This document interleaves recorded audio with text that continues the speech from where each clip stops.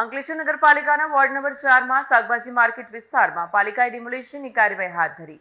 આ કાર્યવાહી દરમિયાન સ્થળ પર હાજર મહિલાઓ અને પાલિકા અધિકારીઓ વચ્ચે ઉગ્ર બોલાચાલી સર્જાઈ હતી। ભરૂચ જિલ્લાના અંકલેશ્વર નગરપાલિકાના વોર્ડ નંબર 4 માં શાકભાજી માર્કેટ વિસ્તારમાં પાલિકાએ ડિમોલિશનની કાર્યવાહી હાથ ધરી। આ કાર્યવાહી દરમિયાન સ્થળ પર હાજર મહિલાઓ અને પાલિકા અધિકારીઓ વચ્ચે ઉગ્ર બોલાચાલી સર્જાઈ।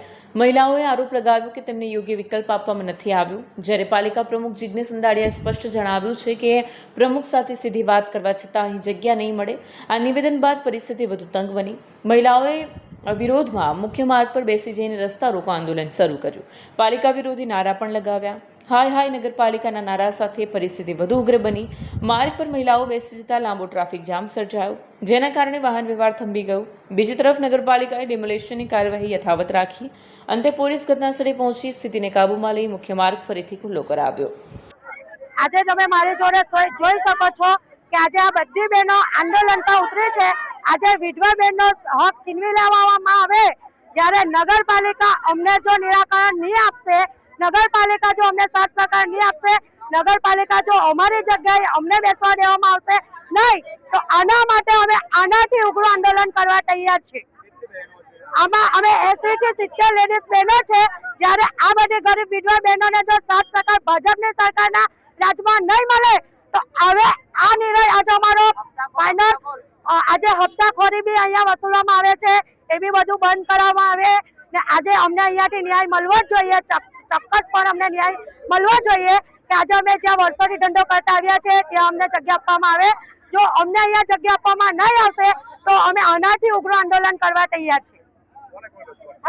અમે કલેક્ટર ઓફિસની રજૂઆત કરી છે, મામલેદાર સાહેબને અપીલ કરી છે, હજુ અમારું કોઈ નિરાકરણ આવ્યું છે નથી। અમારી માંગ એટલી જ છે કે અમે જ્યાં વર્ષોથી ધંધો કરવા આવ્યા છે, જ્યાં બેસીએ છીએ ત્યાં અમને બેસીને ધંધો કરવા દે। જો અમારી રજૂઆત નહીં સાંભળશે તો નગરપાલિકા આ બધી બહેનોને નોકરી આપે। નગરપાલિકાની અંદર જો તાકાત હોય તો નગરપાલિકા બધી વિધવા બહેનોને 50,000 રૂપિયાની નોકરી આપે તો અમે કાલથી અમારા ઘરે બેસી જશું।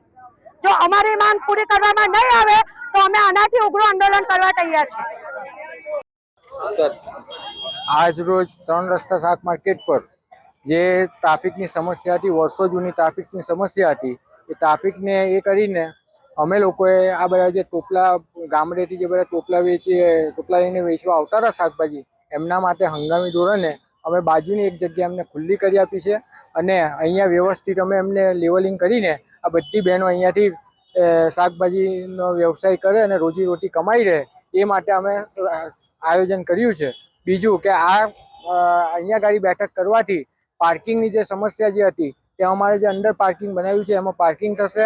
આની સાથે જ અમે જે માર્કેટની બાજુમાંથી જે સંજયનગર બાજુ જતો જે રોડ હતો તે બી વર્ષો જૂનું બધા લારી ગલ્લા ને એ બધું હતું, એનું પણ આજ રોજ અમે ડિમોલિશન કર્યું છે। જે સ્થાનિક મહિલાઓ છે એમનું કેવું છે કે અમે આજુબાજુના ગામથી રોજગારી મેળવવા આવીએ છીએ, પરંતુ જે નગરપાલિકાની જગ્યા છે એમાં જે લગભગ બહારના એટલે પરપ્રાંતીય લોકો છે એમને નગરપાલિકા દ્વારા ફાળવી આપવામાં આવી, શું કહે?